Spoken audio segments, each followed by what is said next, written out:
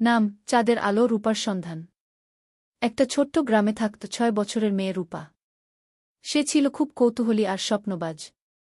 সবাই যখন খেলাধুলা নিয়ে ব্যস্ত থাকত, রূপা আকাশের দিকে তাকিয়ে তার নিজের ছোট্ট প্রশ্নগুলো করত।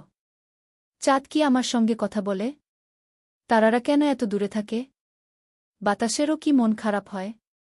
তার মা বলতেন, রূপা, তুই একদিন খুব বড় কিছু করবি। রূপা হাসত আর বলত, আমি একদিন চাঁদের দেশে যাব। এক রাতে গ্রামের বিদ্যুৎ চলে গেল। চারদিকে অন্ধকার আর নীরবতা। সবাই ঘরে ঢুকেছে, কিন্তু রূপা উঠোনে বসে আকাশ দেখছে।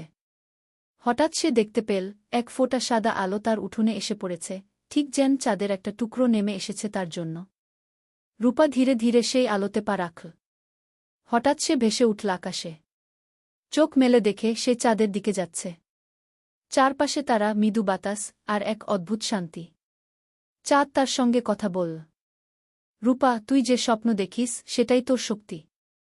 সবাই যদি নিজের কল্পনাকে ধরে রাখে, তবে অসম্ভব বলে কিছু থাকে না। হঠাৎ সে দেখতে পেল গ্রামে আগুন লেগেছে, ছোট্ট একটা ঘরে। চাঁদ বলল, তুই যদি সাহসী হোস, তবে তোর আলো দিয়ে তুই অন্যকে বাঁচাতে পারবি। রূপা চাঁদের আলো হাতে করে পৃথিবীতে ফিরে এল। গ্রামের লোকজন তখন আগুন নেভাতে ব্যস্ত। রূপা দৌড়ে গিয়ে একটা ছোট বালতির পানি এনে আগুনে ঢালে, তার হাত থেকে বের হচ্ছিল এক আশ্চর্য